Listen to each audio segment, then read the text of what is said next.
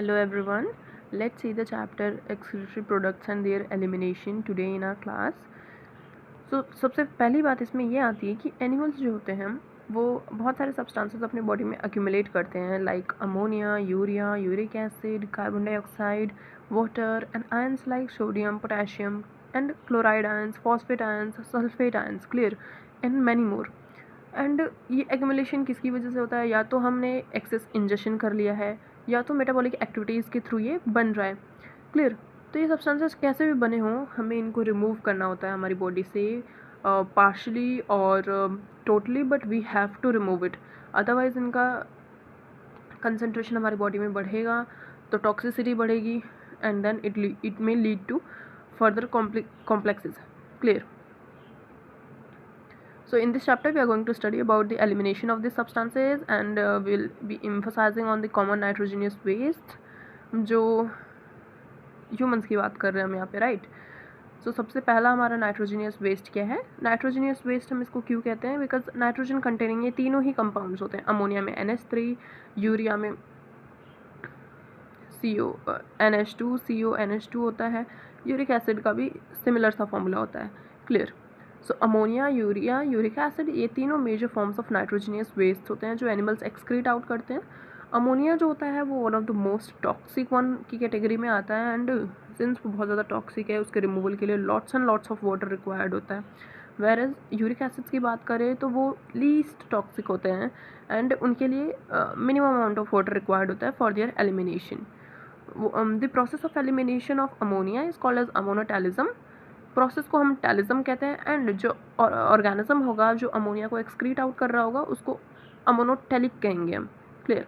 और इसके एग्जांपल सबसे ज़्यादा इंपॉर्टेंट है कि आपको कैसे याद रखने हैं. तो अमोनिया के लिए लार्ज अमाउंट ऑफ वाटर चाहिए होता है फॉर इट्स रिमूवल. तो जो भी एक्वाटिक एनिमल्स होते हैं उनकी में अमोनिया रिलीज आउट होना अफोर्ड कर सकते हो because they have got that ample of water, right.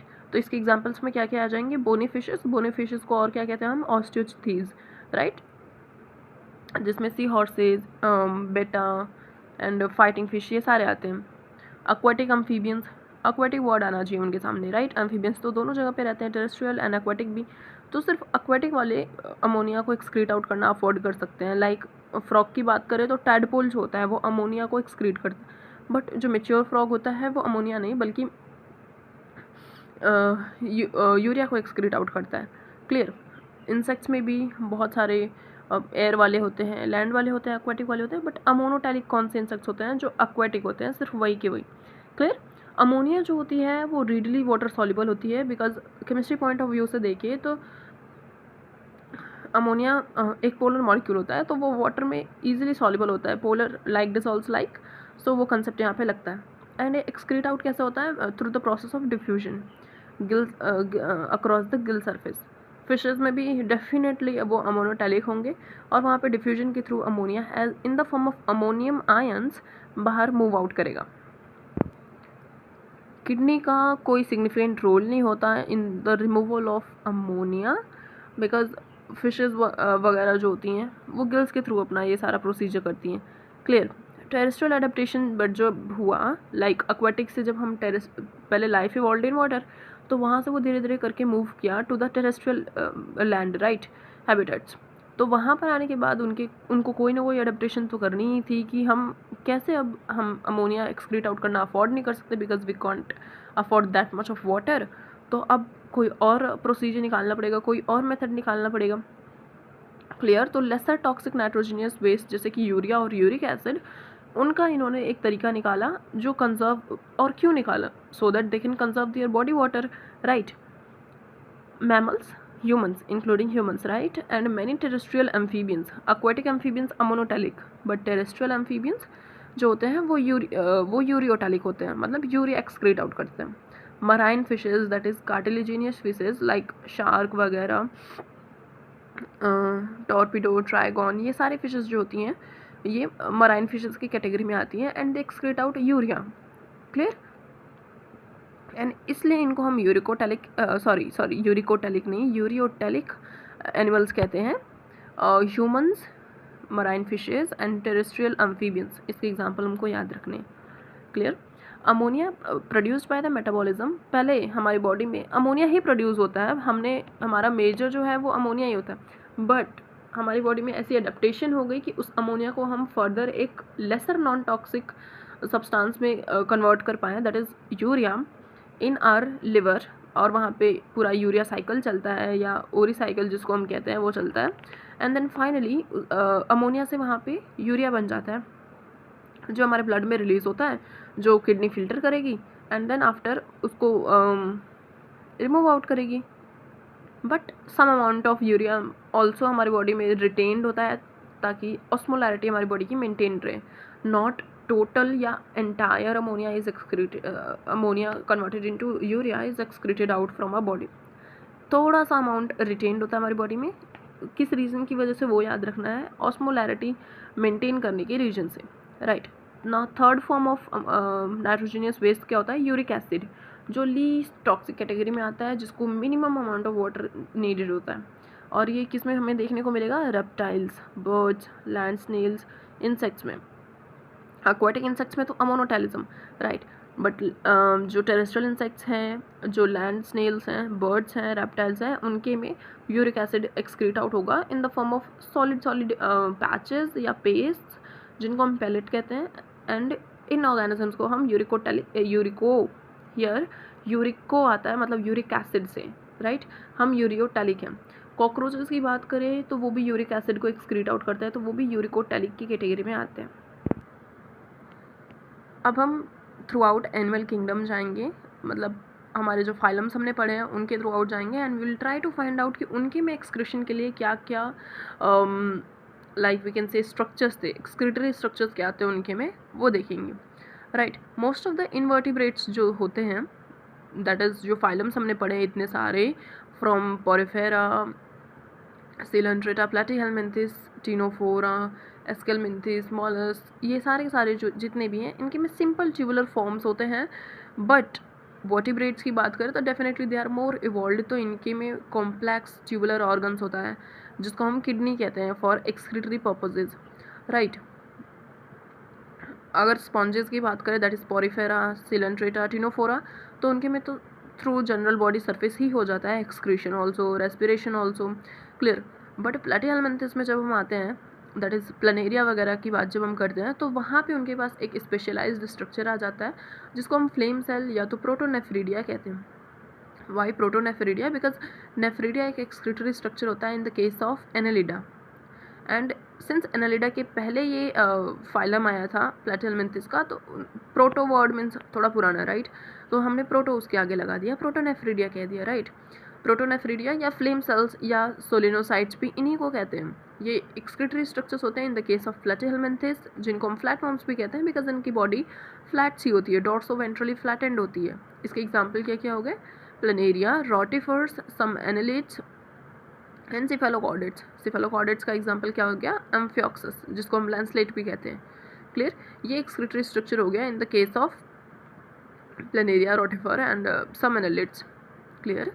Protonephridia जो होता है वो प्राइमरली कंसर्न्ड होता है आयनिक और फ्लूइड वॉल्यूम के रेगुलेशन के लिए, दैट इज़ जिसको हम मिला करके इनऑल कह सकते हैं आयनिक बैलेंस के लिए, कि ऑस्मो रेगुलेशन के लिए वो रिस्पॉन्सिबल होता है। Nephridia on the other hand, as I have told you कि ये एक्सक्रीटरी स्ट्रक्चर होता है in the case of annelids, ये बाद में आया था, प्रोटोनेफ्रीडिया पहले आया था प्लैटीहेलमिन्थिस में, hence we call it protonephridia, clear.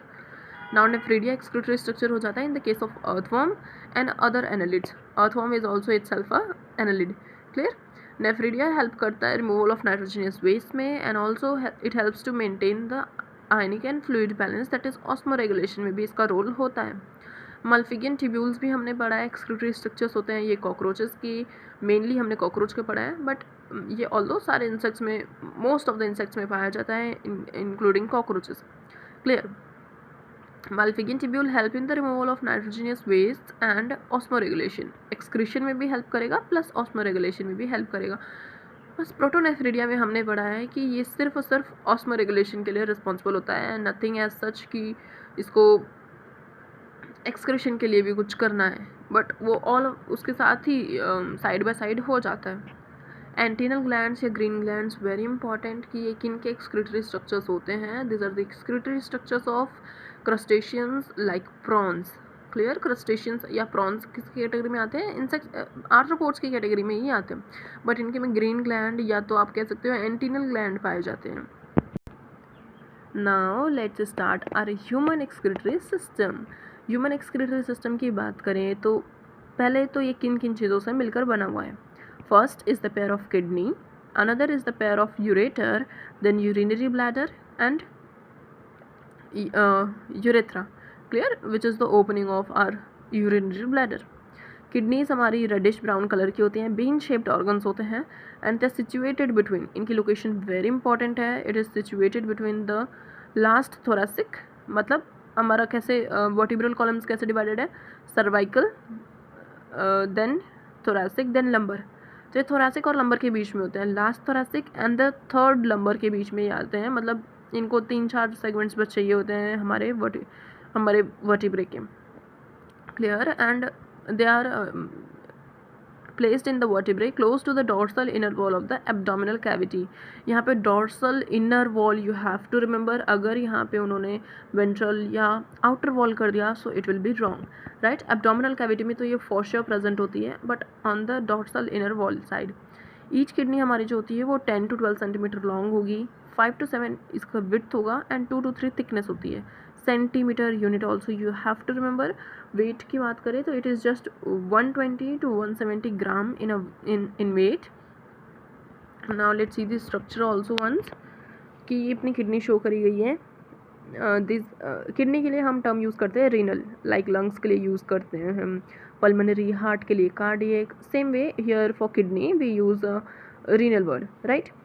तो ये हमारी इंफीरियर वेना का ब्लूइश इन कलर विच यहाँ पे इंडिकेट किया गया है। किडनीज़ के ऊपर ये एंटीरियर साइड पे हमारे एड्रिनल ग्लैंड्स प्रेजेंट होते हैं, सो वो भी यहाँ पे इंडिकेट करा गया है। देन रीनल आर्टरी, ये रेडिश पार्ट है जो ब्लड को लेकर आ रही है into the kidney, and renal vein is also shown over here, ये वाली वेन, ये किडनी है हमारी, ये डॉर्सल एओर्टा दैट इज़ वही आर्टरी का part. This is the ureter, pair of ureter which starts from the kidney and वो connect करता है till the urinary bladder.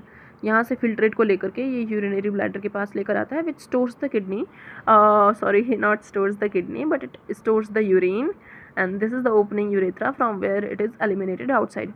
Kidney के भी फर्दर पार्ट्स होते हैं which we will be looking at now. अब किडनी के डायसेक्शन के बाद हम उसके इंटरनल स्ट्रक्चर्स की बात करें, so towards the centre of the inner concave surface of the kidney there is a notch called as hilum. मतलब अपनी किडनी का स्ट्रक्चर बीन शेप्ड था, क्लियर, उसके उस बीन को suppose we are opening up and वो शेप हमें कनकेव शेप दिखेगा, as you can see. Concave को हम कैसे याद रख सकते हैं, केव, गुफा जैसे एंट्रेंस होती है, so from here entrance opening you can say, right, and this is her kidney. तो इसके पास towards the inner side of the inner concave surface there is a notch which is called as hilum. Hilum को हम notch कहते हैं, and through which ureter, इसके थ्रू ureter बाहर जाएगा, ब्लड वेसल्स एंटर करती हैं, नर्व्स एंटर एंड लीव करती हैं, ये वो लोकेशन होती है हाइलम, क्लियर। नाउ अगर हाइलम के और अंदर मूव ऑन करें तो ब्रॉड फनल शेप्ड स्पेस आता है which is called as renal pelvis, मतलब उस स्पेस को पेल्विस कहते हैं, एंड इसकी बहुत सारी प्रोजेक्शंस होती हैं called as calyces, clear. Calyx single के लिए होता है एंड बहुत सारे के लिए केलाइसिस लग जाता है। Outer surface of our kidney is very tough capsule and inner surface soft होता है। Inside of the kidney is further divided into 2 parts, that is outer part किसी भी चीज़ का जो होता है वो कॉर्टेक्स होता है, इनर पार्ट मेडुला।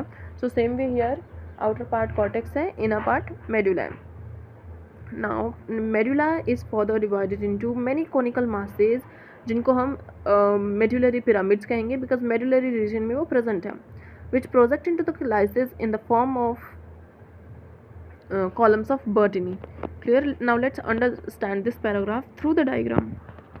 Here, यहाँ पे पहले तो हमें नॉच दिख रहा है, this is the hilum portion ना, उसके जस्ट अंदर pelvis the open broad funnel shaped structure आता है। Then outer part of kidney is cortex, inner part is medulla and outer portion is a thick tough capsule. देखिए ये hilum है जहाँ से हमारा यूरेटर लीव कर रहा है, this are the renal artery and renal veins जो एंटर एंड लीव कर सकते हैं. This the renal pelvis. Next to the hilum comes renal pelvis, and जहाँ पे प्रोजेक्शंस होती हैं कॉल्ड एज कैलिक्स, या अगर मल्टीपल हैं तो कैलाइसिस. कॉर्टेक्स रीजन आउटर वाला. देन ये मेडुला वाले रीजन में मेडुलरी पिरामिड्स हैं, ये रीनल कैप्सूल है outer one, and this are the renal columns जिनको हम कॉलम्स ऑफ बर्टनी कहते हैं, जो कॉर्टेक्स फर्दर एक्सटेंड करता है into the medulla in the form of columns of Bertini. हमारी ईच किडनी जो होती है उसमें 1 million, you have to remember कि एक किडनी में 1 मिलियन है. If in the question they are asking you कि दोनों किडनी में कितने हैं, then you have to mark the answer with the 2 millions, right. तो एक किडनी में 1 मिलियन हमारी क्या होती हैं, नेफ्रॉन्स होते हैं. नेफ्रॉन्स अब क्या होता है, nephrons are the tubular structures जिनको हम functional unit of our kidney कह सकते हैं, जैसे कि एल्वियोलाई को हम अपने लंग्स के केस में कहते हैं. क्लियर. सो सेम हियर, यहाँ पे नेफ्रॉन्स ही होते हैं जो मिल कर करके हमारी किडनी का पूरा फंक्शन परफॉर्म करते हैं. Each nephron has 2 parts. First is the glomerulus part and second is the renal tubular part. Means कि फर्स्ट में ग्लोमेरुलस क्या होता है, विल सी. ट्यूबुलर पार्ट में सारे ट्यूब्यूल्स का सिस्टम होता है जिसको अलग अलग हम डिमार्केशन के लिए नाम दे देते हैं, बट वो पूरा ट्यूबुलर सा ही स्ट्रक्चर वो होता है. ग्लोमेरुलस जो होता है वो टफ्ट ऑफ कैपिलरीज होता है, मीन्स ग्रुप ऑफ कैपिलरीज होता है which is formed by afferent arteriole. Afferent मतलब आरी होगी, a fine branch of renal artery, that is it is artery only. Artery की ब्रांच को ही तो हम आर्टीरियोल्स कहते हैं. देन ये आया है afferent arteriole. Blood from the glomerulus is carried by the efferent arteriole. Afferent लेकर आया, देन यहाँ पे कुछ ग्रुप सा बना, एंड देन बाहर वो इफेरेंट आर्टीरियोल जा रहा है, बस इसी को हम ग्लोमेरुलस कहते हैं. रीनल ट्यूब्यूल की बात करें तो ये ग्लोमेरुलस के जस्ट बाद बिगिन होगा, जिसमें double walled, remember double walled cup like structure होगा जिसको हम बाउमन्स कैप्सूल कहेंगे, which will enclose the glomerulus. Like ये कप जैसा स्ट्रक्चर है तो इसके अंदर पूरा ग्लोमेरुलस प्रेजेंट है. ग्लोमेरुलस को along with the Bowman's capsule हम टुगेदर बुला सकते हैं मल्फिगियन बॉडी या renal corpuscles. Clear. The tubular network further to continues to further form highly coiled network called as proximal convoluted tubule. Now पहले glomerulus आया, then Bowman's capsule आया, then PCT आई, right? PCT का full form you should remember, proximal convoluted tube. Convoluted why? Because it is very much coiled form में रहता है, and also since ये beginning of the tubular part है तो उसको हम proximal कहते हैं. Proximal and distal word, let me clear you what it is. तो प्रॉक्सिमल किसी भी चीज़ को कहते हैं जहाँ से बिगिनिंग होती है, एंड डिस्टल जहाँ पे उसका एंड हो रहा होता है. क्लियर. तो ये सिंस बिगिनिंग है हमारे ट्यूबुलर रीजन की, तो इसको हम प्रॉक्सिमल ट्यूबुलर रीजन कहते हैं. ना वहाँ से एक hair pin shaped, that is Henle's loop. Henle's loop begin होता है which has the descending and then the ascending part जिसको हम लिम्स कहते हैं, and they continue. Ascending part जो होगा वो फर्दर कंटिन्यू करता है in the tubular region called as distal convoluted tube, DCT.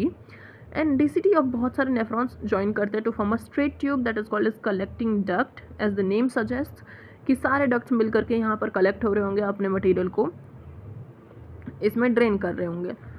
And ये बहुत सारे कलेक्टिंग डक्ट्स जो होते हैं वो कन्वर्ज करेंगे इनटू द रीनल पेल्विस जो हमने रीजन देखा था. Then through medullary pyramids in the calyces, medullary pyramids को क्रॉस करेंगे एंड देन रीनल पेल्विस में वो कलेक्ट हो जाते हैं. See this diagram.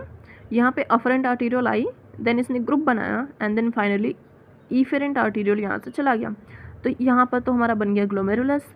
उसके बाद ये cup, double walled cup shaped structure that is Bowman's capsule आ गया जो इनक्लोज कर रहा है ग्लोमेरुलस को. इन दोनों को मिला करके हम रीनल कॉर्पस्कल या मल्फिगियन बॉडी कह सकते हैं, राइट. ये अफरेंट आर्टीरियोल जो अफरेंट आया, इफेरेंट लेकर गया, इफेरेंट फर्दर अब ऐसा ये descending and ascending part form कर सकता है जिसको हम पढ़ेंगे यू शेप्ड स्ट्रक्चर बनता है which is called as vasa recta. Now Bowman's capsule के बाद फर्दर कंटिन्यूस स्ट्रक्चर होता है जिसको हम यहाँ पे PCT कहते हैं. दिस इज PCT, एंड ये फर्दर कंटिन्यू करता है to form H shaped Henle's loop. ये डिसेंडिंग लिम्ब है हेनलेज लूप की, and this will be our ascending limb of loop of Henle जो यहाँ पे फर्दर कॉइल्ड स्ट्रक्चर फॉर्म करता है which is called as DCT, and ये join करता है to form a straight. Remember the collecting duct is straight. Clear. This was PCT. And उसके पहले हमारे पास ये बाउमन्स कैप्सूल था जिसके डबल वॉल्ड कप को यहाँ पर शो किया गया in the diagram very well.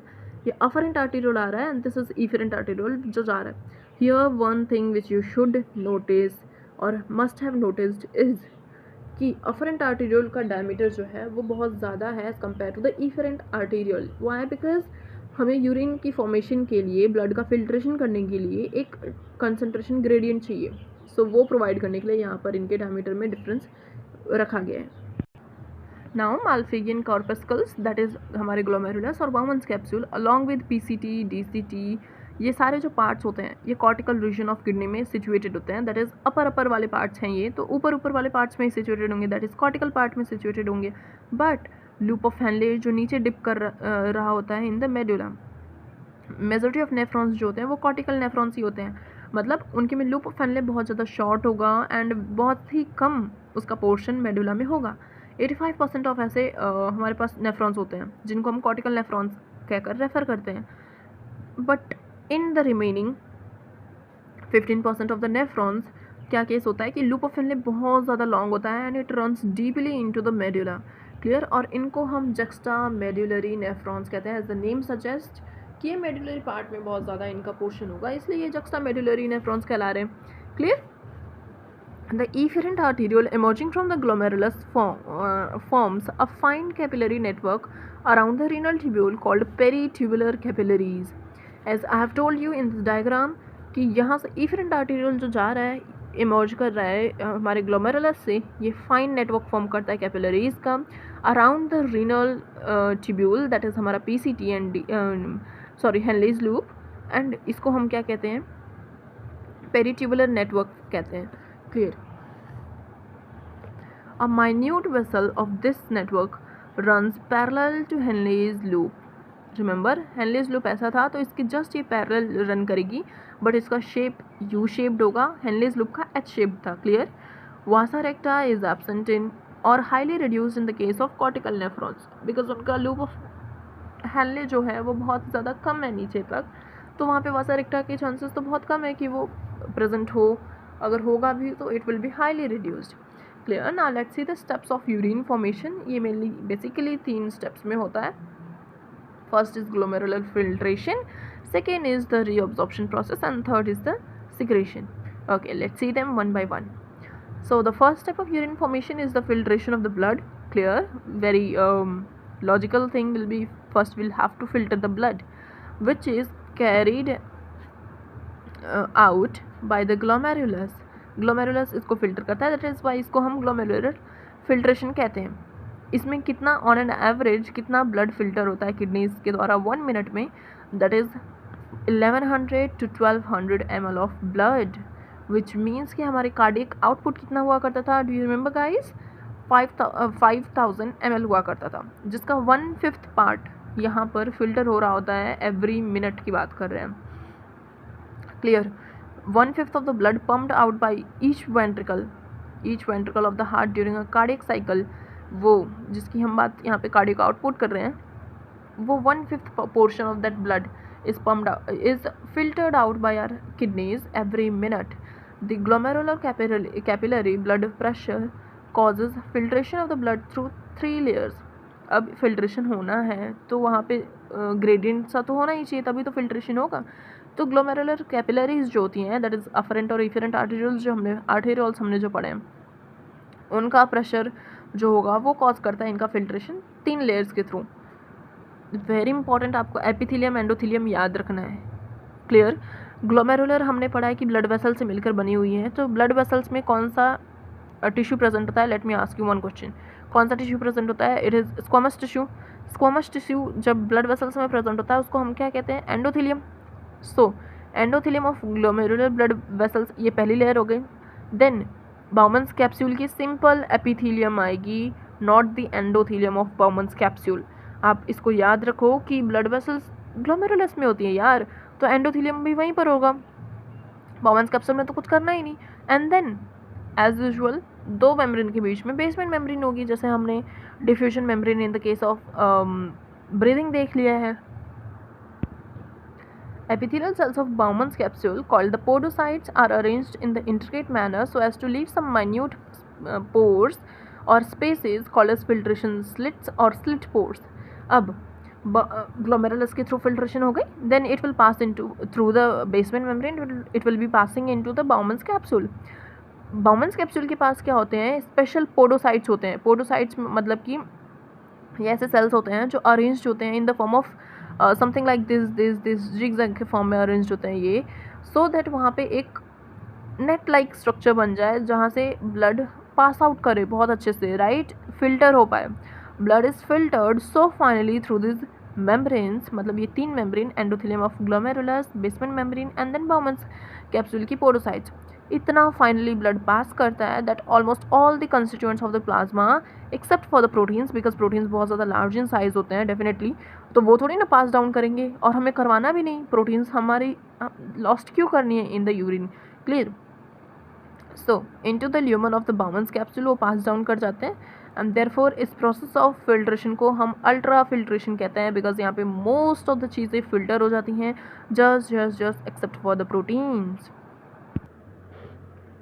अब यहाँ पे एक नया टर्म आता है that is GFR। What is GFR? Throughout this chapter हमारे को ये टर्म सुनने को मिलेगा। सो GFR is basically the glomerular filtration rate, that is glomerulus कितना फिल्टर कर पा रहा है इन अ मिनट। सो इसकी वैल्यू क्या होती है, इन अ मिनट ग्लोमेरुलस जो होता है वो 125 ml of blood filter out कर पाता है।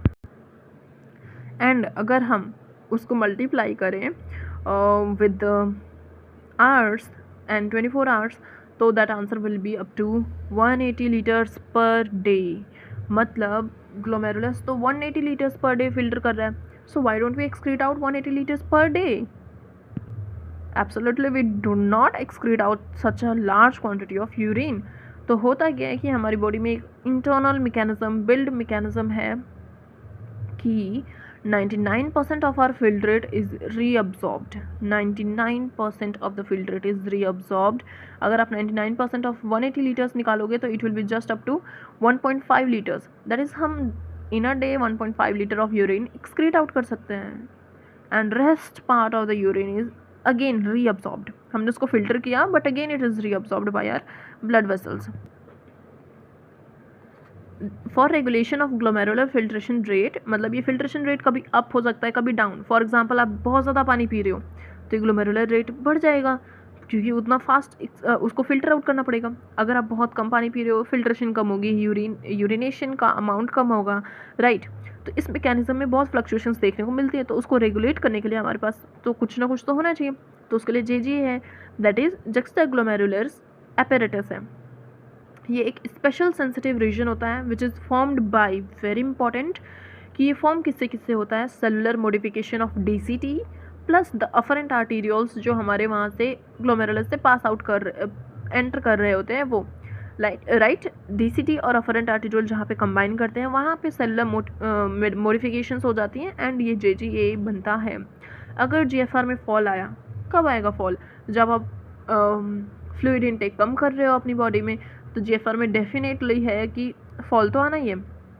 बट उस टाइम हम क्या करेंगे कि हमारी बॉडी में ऐसा मैकेनिज्म है कि वो JG एपेरेटस को स्टिमुलेट करेगा, रिसेप्टर्स, अगर फॉल है तो वो तुरंत रिसेप्टर्स एक्टिवेट हो जाते हैं और JG एपेरेटस जो है वो एक्टिवेट हो जाएगा। And what will it do कि ये रिलीज ऑफ एक एंजाइम करवाता है that is renin, RENIN। You have to remember it is single N not double N। हमारे स्टमक में जो एंजाइम होती है वो नहीं, इन्फेंट्स के स्टमक में जो होती है वो नहीं, क्लियर। सो यहाँ पे ये वाला रेनिन जो होता है वो रिलीज़ होगा एंड वो रिलीज़ करके फर्दर मैकेनिज्म क्या होगा, will be studying it, RAS mechanism, and ये वापस से GFR को back to the normal position restore कर देता है। मतलब हमारी बॉडी में बहुत सारे बिल्ड इन मैकेनिज्म्स होते हैं बहुत सारी चीज़ों से कोप अप करने के लिए, up to a limit, clear. अगर कंटिन्यूसली फॉल होता जा रहा है then you might suffer from diseases. As I have told you कि 99% of a filtrate is reabsorbed by the renal tubules। renal tubule से reabsorb हो जाता है through the process of reabsorption। The tubular epithelium cells in different segments of nephron perform this either by active or passive mechanism। अब reabsorption होना है तो अगर वो सब्सटेंस पे डिपेंड करता है कि उसका अब्जॉर्प्शन कैसे होने हैं। रीअब्जॉर्प्शन आई मीन वो पैसिव होना है या एक्टिव होना है। पैसिव होगा मतलब कि without use of any energy होगा. एक्टिव होगा means ATP will be consumed for its reabsorption. It depends on कि आपका मटेरियल क्या है. For example glucose, amino acids और सोडियम है, तो इनका अब्जॉर्प्शन कैसे होता है? एक्टिवली होता है. Very important examples guys, and it does really confuse me and आपको भी करेगा. सो बहुत अच्छे से आप इसको याद करो कि सोडियम, ग्लूकोज, अमीनो एसिड्स जो होते हैं वो एक्टिवली अब्जॉर्ब होते हैं, वेर एज जो नाइट्रोजनियस वेस्ट होते हैं वो पैसिवली अब्जॉर्ब होते हैं. दैट इज़ हमने पहले ही पढ़ा था कि यूरिया थोड़े अमाउंट में रिटेन होता है हमारी बॉडी में टू मेंटेन ऑस्मोलैरिटी. क्लियर? तो वहाँ पे यूरिया भी थोड़ा सा रीअब्जॉर्ब होता है एंड वो पैसिवली रीअब्जॉर्ब होता है. 2 स्टेप्स हमने कर लिए हमारे फिल्ट्रेशन के, राइट. Third is secretion. अब ये क्या होता है and what does the role it plays? During urine formation, tubular cells secrete substances like H+, K+, ammonia into the filtrate. मतलब H+ आयंस और पोटेशियम आयंस, अमोनिया भी filtrate में वापस से हमारे सेल से सिक्रीट कर रहे होते हैं. The tubular secretion is important step in urine filtration. मतलब इसको हम निगलेक्ट नहीं कर सकते. It is third but not the least. It is very important in urine formation step because it helps to maintain the ionic and acid base, that is pH balance of our body fluids. हर एक step की अपनी value है यहाँ पे. Secretion is as important as हमारा filtration. Clear? Now the functions of the tubules हम one by one देखेंगे. That is first is PCT, second is Henle's loop, वही सीक्वेंस जिसमें हमें नेफ्रॉन में ही मिलते हैं. Then is the DCT and then the collecting duct. पहले पीसीटी को देखते हैं. पीसीटी में आपको ये याद रखना है, पीसीटी नाम सुनते ही आपके माइंड में जस्ट एक पॉइंट क्लिक करना चाहिए. दैट इज़ कि इसमें मैक्सिमम रीअब्जॉर्प्शन होती है. 70 to 80% ऑफ द इलेक्ट्रोलाइट्स यहाँ पे रीअब्जॉर्ब कर जाते हैं. ऑल्सो यहाँ पे वाटर भी रीअब्जॉर्ब होता है 70 to 80% ऑफ इलेक्ट्रोलाइट्स के साथ साथ. एंड ऐसा होता क्यों है? क्योंकि यहाँ पे पीसीटी में स्पेशल टाइप ऑफ टिश्यूज़ होते हैं which we have already read in the chapter tissue. That is यहाँ पे क्यूबॉइडल एपिथेलियम होता है, that too with microvilli on their surfaces, जो उनकी सर्फेस एरिया को हाईली इंक्रीज करता है. ब्रश बॉर्डर्ड माइक्रोविलाई यहाँ पर होते हैं. दैट इज़ क्यूबॉइडल एपिथेलियम होता है जिसकी रीअब्जॉर्प्शन कैपेसिटी को हाईली इंक्रीज कर देता है. And it results in the reabsorption of 70 to 80% of electrolyte and water in this segment itself. Clear? PCT का रोल क्या होगा? It will help to maintain pH, ionic balance of the body fluids by selective secretion of H+ ions, ammonia, potassium ions into the filtrate and by absorption of bicarbonate ions from it. Reabsorption ये किस चीज़ का करता है? Bicarbonate ions का. Secretion of H+ ions, potassium ions, ammonia. Clear? Now Henle's loop. Henle's loop में आपको ये याद आना चाहिए कि इसका जो असेंडिंग लिम्ब है, इसका जो असेंडिंग लिम्ब होता है उसमें मिनिमम अब्जॉर्प्शन होता है. पीसीटी में मैक्सिमम रीअब्जॉर्प्शन होता है. And ascending limb, Henle's loop आपको याद है, that is okay, but in the NEET they will be asking you कि असेंडिंग लिम्ब या descending limb. So ascending limb में मिनिमम रीअब्जॉर्प्शन देखने को मिलता है. It helps to maintain high osmolarity of medullary interstitial fluids. आगे हम पढ़ेंगे काउंटर करंट मैकेनिज्म, तो will be looking at it more कि ये बहुत ज़्यादा हेल्प करता है मेडुलरी ऑस्मोलैरिटी को मेंटेन करने में. Descending limb of loop of Henley क्या होता है कि वाटर परमिएबल होता है. दैट इज़ ये वाटर को अपने से बाहर जाने देता है. So as the urine moves down, होता क्या है, फिल्ट्रेट मूव्स डाउन कि वो बहुत ज़्यादा कंसनट्रेटेड होने लग जाता है. वाटर की मूवमेंट हो रही है बाहर की ओर, तो अंदर हमारे जो ऑस्मोलैरिटी बढ़ती जाती है एंड वो फाइनली अप टू 1200 आगे हम पढ़ेंगे इंक्रीज हो जाती है. हाई कंसनट्रेशन हो जाता है फिल्ट्रेट का as it moves down through the descending limb of loop of Henley.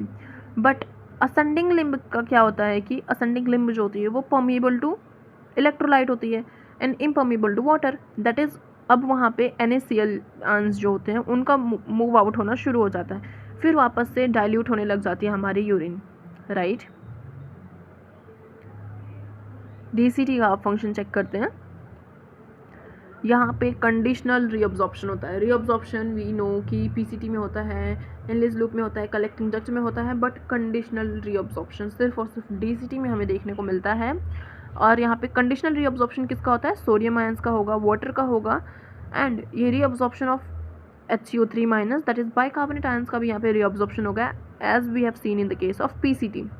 Selective secretion of hydrogen ions, potassium ions and NH3 भी होता है to maintain the pH and sodium potassium balance of a blood. Collecting duct की बात करें तो ये long straight duct होता है which extends from the cortex of the kidney to the inner parts of medulla, मतलब ये दोनों में प्रेजेंट होता है. ओके, मेडुला में भी एंड देन कॉर्टेक्स में भी. Large amount of water, remember यहाँ पे large amount of water is reabsorbed from this region to produce highly concentrated urine, क्योंकि ये लास्ट डक्ट है और हमें यूरिन कंसनट्रेटेड ही रखनी है, हमें वाटर लॉस नहीं करना है. क्लियर, हमारा एडेप्टेशन ही तो इसलिए था कि हम अमोनिया को यूरिक एसिड यूरिया में क्यों कन्वर्ट करना चाहते थे, सो दैट हमारा वाटर लॉस मिनिमम हो. तो कंसनट्रेटेड यूरिन ही हम एक्सक्रीट करना चाहेंगे हमेशा, right. This segment allows the passage of small amounts of urea. Remember, urea का भी पैसेज इसमें अलाउड होता है into the medullary interstitium to keep the osmolarity through passive mechanism, right. Passively इसमें से यूरिया भी मूव आउट कर जाती है, as you can see here कि यूरिया मूव आउट कर रही है फ्रॉम कलेक्टिंग डक्ट. ऑस्मोलैरिटी को कीप अप करने के लिए वो थोड़ा सा बस अमाउंट मूव आउट करता है. It plays a role in maintenance of pH, ionic balance of the blood by selective secretions of H+, K+ ions. Look at this diagram now. ये अपना क्या है, glomerulus and then Bowman's capsule. This is PCT जिसको इन्होंने पूरा open कर show किया है. यहाँ पे बाइकार्बोनेट आयंस का रीअब्जॉर्प्शन हो रहा है, NaCl का भी हो रहा है, H+, K+, अमोनिया आयंस की सिक्रीशंस हो रही है एंड देन H2O वाटर भी रीअब्जॉर्ब होता है यहाँ पे. क्लियर ना. This is the descending limb of loop of Henle, this is ascending limb of loop of Henle. Clear, descending limb में वाटर परमिएबिलिटी होती है तो वो वाटर बाहर मूव कर रहा है. असेंडिंग लिम्ब में NaCl दैट इज इलेक्ट्रोलाइट के लिए परमिएबल हो जाता है, तो NaCl की मूवमेंट यहाँ पे शो करी गई है, राइट. ये यहाँ पे पहले थिक सेगमेंट होता है, then thin and again thick segment, ऐसे होता है. देन ये DCT पार्ट आ गया जहाँ पे अगेन बाइकार्बोनेट आयंस रीअब्जॉर्ब हो रहा है, वाटर रीअब्जॉर्ब हो रहा है, कंडीशनल रीअब्जॉर्प्शन ऑफ Na+ होगा. देन यहाँ पे सिक्रेशन भी होगी K+ की, H+ आयंस की, and this is our straight collecting duct जहाँ से यूरिया थोड़ा थोड़ा करके मूव आउट करती है एंड ऑल्सो वाटर का रीअब्जॉर्प्शन होता है, तो यहाँ पे वाटर की भी मूवमेंट हो रही है. Now let's look at the mechanism of concentration of filtrate. Let me tell you guys कि हमारी जो किडनी होती है वो इतनी कैपेबल होती है कि वो हमारे इनिशियल फिल्ट्रेट को 4 टाइम्स कंसनट्रेट कर देती है, दैट इज़ 3 मिली ऑस्मोल पर लीटर से वो उसको 1200 मिली ऑस्मोल पर लीटर तक उसकी ऑस्मोलैरिटी लेकर जाती है, दैट इज़ 4 टाइम्स उसको वो कंसनट्रेट करती है. So we have to just look at the mechanism. इसको हम शॉर्ट में काउंटर करंट मैकेनिज्म भी कहते हैं. Mammals have the ability to produce a concentrated urine. Mammals के पास होती है ये ability, that is humans के पास है ये, right. The Henle's loop and vasa recta play a significant role in this. How कि Henle's loop ऐसे है तो vasa recta भी उसके side by side ही होती है. Clear. The flow of filtrate in these two limbs of Henle's loop is in opposite direction and thus forms a counter current. Counter current क्या होता है कि अगर कोई चीज़ ऐसे जा रही है तो आप उसको काउंटर करो, ऐसे करो, तो होता क्या है, हेनलेस लूप का डिसेंडिंग लिम्ब जो है उसमें तो डाउनवर्ड मूवमेंट है, बट असेंडिंग लिम्ब में अपवर्ड मूवमेंट हो रही, तो ये काउंटर करंट ही तो हुआ. The flow of blood through the 2 limbs of vasa रेक्टा. One thing you should remember is कि हेनलेस लूप जो है उसमें फिल्ट्रेट फ्लो कर रहा है, वासा रेक्टा जो है उसमें ब्लड की मूवमेंट हो रही है. Don't miss confuse this. Clear. Is a counter current pattern. Vasa recta जो था उसमें ब्लड मूव कर रहा है, डिसेंडिंग लिम्ब ऑफ वासा रेक्टा भी होगा, असेंडिंग लिम्ब भी होगा, सो वहाँ पर भी अपोजिट डायरेक्शन में मूवमेंट हो रही है, तो वो भी काउंटर करंट मैकेनिज्म फॉर्म कर रहा है. Plus the proximity between the Henle's loop and vasa रेक्टा as well as the counter current mechanism and then helps to maintain the increasing osmolarity towards the inner medullary interstitium. वासा रेक्टा और हेनलीज loop में opposite direction में flow हो रहा है fluids का and blood का. Clear. Plus वो दोनों बहुत ज़्यादा क्लोजली प्लेस्ड होते हैं एक दूसरे के, उनके बीच में प्रॉक्सिमिटी मतलब क्लोजनेस बहुत ज़्यादा होती है जो और ज़्यादा काउंटर करंट को इंक्रीज़ कर देते हैं. क्लियर. एंड जैसे जैसे मेडुलरी रीजन में हम आते रहते हैं कंसंट्रेशन इंक्रीज और इंक्रीज होती जाती है, दैट इज़ 300 मिली ऑस्मोल पर लीटर अगर कॉर्टेक्स में थी तो वो 4 टाइम्स इंक्रीज कर करके 1200 मिली ऑस्मोल पर लीटर हो जाती है in the inner medulla. Clear. The gradient is maintained by NaCl and urea as it is line comes in the NEET कि NaCl और यूरिया ही मेजरली रोल प्ले करते हैं in this concentration gradient build up करने में. NaCl is transported NaCl is transported by the ascending limb of loop of Henle which is exchanged with the descending limb of vasa recta. Ascending limb of loop of Henle NaCl को excrete out कर मतलब out उसके लिए permeable थी, NaCl बाहर move कर रहा था, बट वासा रेक्टा का जो अब वहाँ पे descending limb of vasa recta जो है वो उसको पिक करता जा रहा है, right. NaCl is return to the interstitium by the ascending portion of vasa recta. अब वापस से जब वासा रेक्टा डिसेंडिंग लिम्ब ने ले लिया NaCl को, जब वो असेंडिंग लिम्ब में आएगी तो NaCl वापस से वो एक्सचेंज बैक कर देती है, इंटरस्टिशियम में वापस से जाने देती है. Similarly, small amount of urea enters the thin segment of ascending limb of loop of Henle, which is transported back to the interstitium by collecting tubule. अब इसमें होता क्या है, देखो ये कलेक्टिंग डक्ट है, इसने थोड़ा सा अमोनिया बाहर जाने को अलाउ किया, अमोनिया बाहर आया, उसको पिक किसने किया, ascending limb of loop of Henle. Then again ये ऐसे करके मूव किया, देन अगेन कलेक्टिंग डक्ट में आ गया, फिर इसने यूरिया को अलाउ किया थोड़ा मूव आउट करने के लिए, देन अगेन इसको पिक किया ascending limb of loop of Henley ने, देन अगेन ये साइकिल कंटिन्यू करती रहती है. ये यूरिया और NaCl ऐसे कर करके ऑस्मोलैरिटी मेंटेन करने में हेल्प करते हैं. Clear. Transport of substances facilitated by a special arrangement of loop of Henle and vasa recta is called as counter current mechanism. This mechanism helps to maintain the concentration of gradient in the medullary interstitium. The presence of such interstitial gradient helps in the easy passage of water from collecting tubule, thereby concentrating the filtrate, that is urine, right. Human kidney कितने times कर सकती है, 4 times concentrate कर सकती है than the initial filtrate formed. Let's try to recapitulate this entire counter current mechanism through this diagram. यहाँ पे आपको वासा रेक्टा शो करी गई है, this is descending, this is ascending, और ये हेनलेज लूप का descending loop, this is ascending loop, right. ये afferent efferent arterioles, glomerulus, Bowman's capsule. Afferent arteriole ने ब्लड लेकर आया, राइट, देन वो मूव डाउन किया through PCT and then it came to descending limb of loop of Henle, जहाँ से water move out किया 300 से 1200 तक ऑस्मोलैरिटी बढ़ गई इसकी. अब now as it moves up to the ascending limb होता क्या है, NaCl की परमिबिलिटी बढ़ जाती है, तो NaCl बाहर मूव करता जाता है, तो इसकी जो ऑस्मोलैरिटी है वो डिक्रीज करती है, दैट इज अप टू 300 वापस आ जाती है. ये NaCl अब जो निकल रहा है वो लेता कौन है, वासा रेक्टा लेता है, दैट इज इसकी ऑस्मोलैरिटी अब डिसेंडिंग लिम्ब में डाउन मूव करते हुए बढ़ती है, असेंडिंग लिम्ब में वापस से कम होती जाती है, क्योंकि वाटर जो ये रिलीज हो रहा होता है उसको भी ये पिक करती रहती है और इसकी ऑस्मोलैरिटी बैक टू 300 आ जाती है, राइट. ये साथ साथ एक दूसरे के बिल्कुल ऑपरेट करते हैं एंड देन फाइनली हमें जो यहाँ पे यूरिन जो हमारी मिलती है वो सो ऐसे कर करके यहाँ पे 4 टाइम्स एक्यूमुलेशन हो जाता है, हमारे कंसंट्रेशन हो जाता है हमारे यूरिन का. जैसे ही कलेक्टिंग डक्ट में मूव करता है, वाटर भी मूव आउट करता है, यहाँ पे concentration again increase and increase होता जाता है. कलेक्टिंग डक्ट कंबाइन करता है in the through the calyces to form renal pelvis में एंड देन फाइनली हाइलम को क्रॉस करते हुए it will pass through the ureter and then come finally into the urinary bladder. Now let's see the regulation of kidney functions. इसके लिए बहुत सारी चीज़ें involve होती हैं. First is it is regulated by the hypothalamus, JGA and up to certain extent heart भी इसमें engage होता है. कैसे, लेट्स सी. ऑस्मो रिसेप्टर्स हमारी बॉडी में होता है, दैट इज ऑस्मोलैरिटी में जो भी चेंज होगा उसको ये परसीव कर लेते हैं immediately, right. And it is activated by changes in the body volume या फ्लूइड वॉल्यूम. जैसे ही वॉल्यूम में कोई चेंज आया ये एक्टिवेट हो गया. Excessive loss of fluid from the body can activate the receptors. अगर बहुत ज़्यादा फ्लूइड का आउटफ्लो हो रहा है, दैट इज़ यूरिन बहुत ज़्यादा डाइल्यूट हो रही है, उस केस में ऑस्मो रिसेप्टर्स को डेफिनेटली एक्टिवेट होना पड़ेगा to stimulate the hypothalamus which will release antidiuretic hormone. As the name suggest, ये डायूरेसिस, मतलब डायूरेसिस क्या होता है कि बहुत ज़्यादा यूरिन का डाइल्यूटेड यूरिन का पास आउट होना, तो ये एंटी होगा उसके, दैट इज़ ये डाइल्यूटेड यूरिन पास आउट नहीं करने देगा, रीअब्जॉर्प्शन करवाएगा. वैसे मैं बता दूं तो ADH इन्वर्सली प्रोपोर्शनल होता है फ्लूइड वॉल्यूम के, इनटेक जो हम कर रहे हैं उसके. अगर हम इनटेक बहुत कम कर रहे हैं तो ये बहुत ज़्यादा रिलीज़ होगा ताकि हमारे वाटर का कंजर्वेशन हमारी बॉडी में ज़्यादा से ज़्यादा हो सके.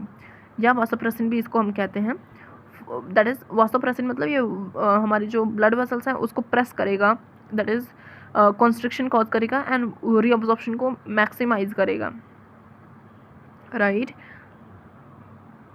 from DCT. And thereby prevents the diuresis. Increase in the body volume अब क्या करेगा कि रिसेप्टर्स को स्विच ऑफ कर देगा, दोनों ही तरीके से, right. And it will suppress ADH का release from hypothalamus. Feedback mechanism इसको कहते हैं, दैट इज़ अगर कंसनट्रेशन ज़्यादा हो रही है तो वो रिलीज होगा, अगर कम हो रही है तो ये स्विच ऑफ हो जाएगा। ADH can also affect the kidney function by its constrictory effect on the blood vessels. Blood vessels पे ये प्रेस करने का, वासोप्रेसिन मतलब वो वेसल्स को प्रेस कर सकता है। And it will cause increase in the blood pressure बढ़ गया तो ब्लड वॉल्यूम बढ़ेगा, right. And GFR back to the normal हो जाएगा अगर कम हो रहा था पहले तो। जेजीए अपैरेटस में हमने पढ़ा है कि जब जीएफआर कम होता है तो रेनिन रिलीज होता है, और ये रेनिन क्या करता है कि एंजियोटेंसिन और जेन लगा है, मतलब कि ये इनएक्टिव एंजाइम है, यह हमारे ब्लड में प्रेजेंट होती है, उसको ये कन्वर्ट करेगा into angiotensin 1, and then further angiotensin 1 will be converted into angiotensin 2 with the help of angiotensin converting enzyme ACE, right, जो लंग्स में प्रेजेंट होती है। अब angiotensin 2 जो है इसका जो फंक्शन होता है ये वासो कंस्ट्रक्टरी होता है। अगेन ये वासो कंस्ट्रक्शन कॉज करेगा, ब्लड प्रेशर बढ़ाएगा, एंड देन वापस से बैक टू द नॉर्मल हो जाएगा जीएफआर। एंजियोटेंसिन 2 एक्टिवेट करता है एड्रिनल कॉर्टेक्स को भी। एड्रिनल कॉर्टेक्स हमने पढ़ा है ना, एड्रिनल कॉर्टेक्स और मेडुला कॉर्टेक्स से glucocorticoids, mineralocorticoids, that is cortisol, aldosterone, ये सब रिलीज़ होते हैं। तो एड्रिनल कॉर्टेक्स से क्या रिलीज़ करवाएगा ये एल्डोस्टेरॉन जो होता है वो कंडीशनल रीअब्जॉर्प्शन करवाता है सोडियम एंड वाटर का फ्रॉम डीसीटी, ये पर्टिकुलरली डीसीटी से करवाता है। वेरएज एडीएच जो था वो पर्टिकुलरली डीसीटी से नहीं बल्कि जितने भी जो भी लेटर पार्ट्स थे, दैट इज़ डीसीटी और कलेक्टिंग डक्ट, उनसे करवा रहा था। इस जेजी अपैरेटस के पूरे फंक्शन को हम रास कहते हैं, that is renin angiotensin mechanism. अगर जीएफआर बहुत ज़्यादा बढ़ता ही जा रहा है मतलब बहुत ही ज़्यादा फिल्ट्रेशन हो रही है, तो उसके लिए भी तो हमारे पास कुछ मैकेनिज्म होना चाहिए चेक एंड बैलेंस का। तो वो होता है एएनएफ रिलीज़ होता है हमारी हार्ट से, right, atria of the heart से रिलीज़ होता है ये एएनएफ, एंड ये एट्रियल नाइट्रियूरेटिक फैक्टर होता है। नाइट्रियम वर्ड जो होता है वो सोडियम के लिए यूज़ होता है, तो ये एट्रियल नाइट्रियूरेटिक फैक्टर होता है जो करता क्या है कि वासोडाइलेशन कॉज करता है, एंड सोडियम के रीअब्जॉर्प्शन को क्या करता है, इंक्रीज़ करता है, ताकि थोड़ी डाइल्यूटेड यूरिन पास कर पाए एंड ब्लड प्रेशर कम हो पाए, राइट। तो अगर फॉल हुआ तो उसके लिए एडीएच रिलीज़ होगा, उसको बढ़ाने के लिए, उसके लिए जेजी अपैरेटस काम करेगा। अगर बहुत ही ज़्यादा इंक्रीज़ हो गया तो उसको बैक टू द नॉर्मल लाने के लिए हमारे पास एएनएफ का मैकेनिज्म होगा, दैट इज़ एट्रियल नाइट्रियूरेटिक फैक्टर। सी मिक्सचरेशन क्या होता है, that is urination, clear. The urine formed by the nephron is ultimately carried by to the urinary bladder where it is stored जब तक कोई voluntary signal is not given by the CNS, मतलब CNS जब कहेगा कि you need to urinate तब तक वो stored रहेगा। This signal is initiated by stretching of the urinary bladder, जब ये सिग्नल आएगा तो स्ट्रेच रिसेप्टर्स होते हैं यूरिनरी ब्लैडर पे, वो एक्टिवेट हो जाते हैं एंड यूरिनरी ब्लैडर स्ट्रेच करता जाता है as it gets filled with the urine. In response, the stretched receptors on the walls of urinary bladder send signals to CNS.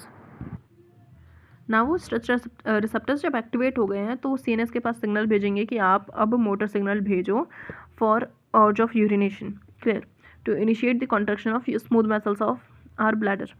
तो CNS के पास जब stretched receptors एक्टिवेट हुए, उन्होंने भेजा सिग्नल कि we need to urinate now, तो CNS ने motor signal भेजा back to the urinary bladder की स्मूथ मसल्स, जहाँ पे उसकी अब कॉन्ट्रैक्शन होगी, and relaxation of external urethral sphincter, की स्फिंक्टर जो है यूरेथ्रल की वो रिलैक्स करेगी, and then finally it will cause the release of urine. This entire process of release of urine is called micturition, and the neural mechanism जो इस मिक्सचरेशन process में help करता है वो उसको मिक्सचरेशन रिफ्लेक्स कहते हैं। अडल्ट ह्यूमन जो होता है वो एक्सक्रीट आउट करता है 1 to 1.5 litre of urine per day.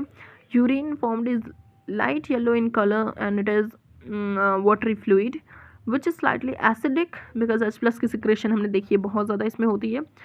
6 इसका pH होता है एंड इसमें एक ओडोर भी होती है, plus 25 to 30 gram of urea, very important data कि 25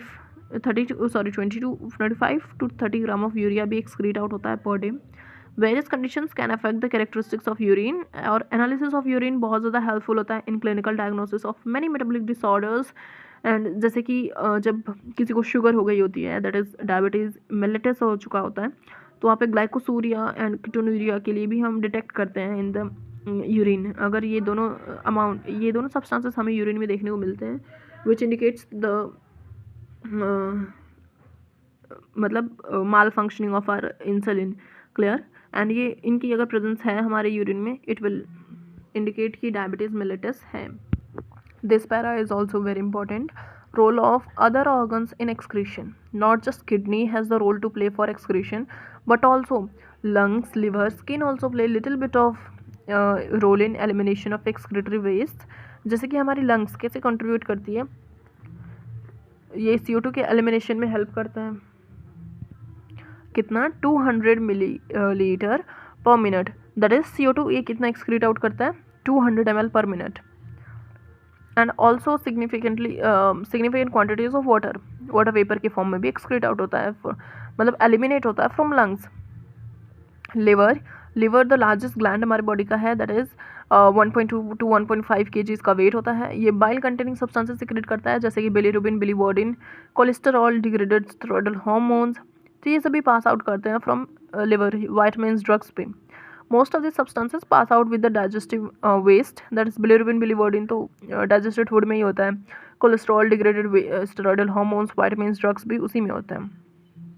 sweat and sebaceous glands of the skin can eliminate certain substances through these secretions, जैसे कि स्वेट जो होता है, स्वेट ग्लैंड से जो प्रोड्यूस होता है वो वाटरी फ्लूइड होता है, जिसमें NaCl की थोड़ी क्वांटिटी होती है, प्लस यूरिया, लैक्टिक एसिड भी होते हैं। The primary function of sweat we know कि इवेपोरेटिव कूलिंग होता है, दैट इज वो कूलिंग के लिए मेनली बना हुआ होता है, बट वो एज NaCl के एक्सक्रीशन के लिए भी यूज़ हो सकता है, यूरिया, लैक्टिक एसिड के एक्सक्रीशन के लिए भी यूज़ हो सकता है। सेबेशियस ग्लैंड्स जो होते हैं वो एलिमिनेट करते हैं कुछ सब्सटेंसेस, जैसे कि हमारे स्टेरॉल्स, हाइड्रोकार्बन, वैक्सेस। सेबेशियस मतलब ऑयल ग्लैंड है ना, ऑयल जो हमारी स्किन से निकलता है उसमें मेनली ये स्टेरॉल्स, हाइड्रोकार्बन्स, वैक्सेस होते हैं सीबम के थ्रू, दैट इज ऑयल जो रिलीज होता है उसके थ्रू रिलीज होता है। This secretion provide protective oil covering for the skin and also small amount of nitrogenous waste excrete होता है through the saliva. See the disorders of excretory system. Malfunctioning of kidney can lead to the accumulation of urea in the blood. Urea का level हमारी body में बढ़ रहा है तो वो बहुत ज़्यादा टॉक्सिक है, राइट? तो यूरेमिया हो सकता है उस केस में, which is highly harmful and may lead to kidney failure. ऐसे सिचुएशन में हमें यूरिया जो बन रहा है उसको रिलीज़ करवाना पड़ता है बॉडी से बाहर artificially through the process of haemodialysis, जिसमें हम क्या करते हैं कि ब्लड निकालते हैं from a artery, convenient artery जो भी है उससे निकालेंगे ब्लड। उसमें एक हम जैसे जो ब्लड कोगुलेट ना हो, एंटी कोगुलेंट उसमें डाल देते हैं एंड देन उसको पास करते हैं आर्टिफिशियल किडनी में, देन डायलाइजिंग फ्लूइड में उसको पास करेंगे anticoagulant, that is heparin add करके। Now the unit, this dialysing unit जो है उसमें क्या होता है, सेलोफिन ट्यूब होती है जिसके अंदर फ्लूइड भरा जाता है, दैट इज डायलाइजिंग, जिसके साइड में पूरा डायलाइजिंग फ्लूइड भरा रहता है। एंड डायलाइजिंग फ्लूइड जो होता है उसका सेम कॉम्पोजिशन हो जाता है as that of our plasma, but except for the nitrogenous waste, क्योंकि नाइट्रोजिनियस वेस्ट कम होंगे डायलाइजिंग फ्लूइड में, तभी तो सेलोफिन में जो हमारी आर्टरी का ब्लड पास कर रहा है वो उसमें का नाइट्रोजिनियस वेस्ट का कंसनट्रेशन ज़्यादा हो जाएगा, तो हायर टू लोअर यहाँ पे डिफ्यूजन हो जाएगी, दैट इज नाइट्रोजिनियस वेस्ट जो हमारे ब्लड में थे वो मूव आउट कर जाएंगे into the dialysing fluid, which will allow एक कंसंट्रेशन ग्रेडियंट के बेसिस पे मूवमेंट, एंड नाइट्रोजनस वेस्ट जो होते हैं वो फ्रीली मूव आउट कर जाएंगे एंड देयरबाय हमारा ब्लड क्लियर हो जाता है। नाउ अगेन जो ब्लड था उसको हम कन्वीनियंट वेन्स में वापस एंटर करवा देंगे after adding anti heparin, that is वापस से कोगुलेट करने की कैपेसिटी रिगेन कर पाएगा एंड देन उसको वापस से हम वेन्स के थ्रू हमारे बॉडी में डाल देते हैं। किडनी ट्रांसप्लांटेशन एक बहुत बड़ा एक अल्टीमेट मेथड ऑफ करेक्शन होता है for renal failures, that is अगर किसी की किडनी फेल कर रही है so in that case kidney transplantation has to take place. और ये किडनी कहाँ से ली जाती है, क्लोज रिलेटिव से ही ली जाती है, so that the chances of rejection of this transplantation by the immune system of our host वो रिड्यूस हो जाए। एंड इसका इंक्रीज्ड सक्सेस रेट अभी तो हो ही रहा है because of the such complicated techniques. Renal कैल्कुलाई क्या होता है, हमारी किडनी में स्टोन्स बन जाते हैं, लाइक इनसॉल्युबल मास बन जाता है क्रिस्टलाइज्ड सॉल्ट्स का, लाइक ऑक्सलेट्स का। एंड ग्लोमेरुलोनेफ्राइटिस क्या होता है, ग्लोमेरुलस का इन्फ्लेमेशन हो जाता है। Clear? Thank you so much.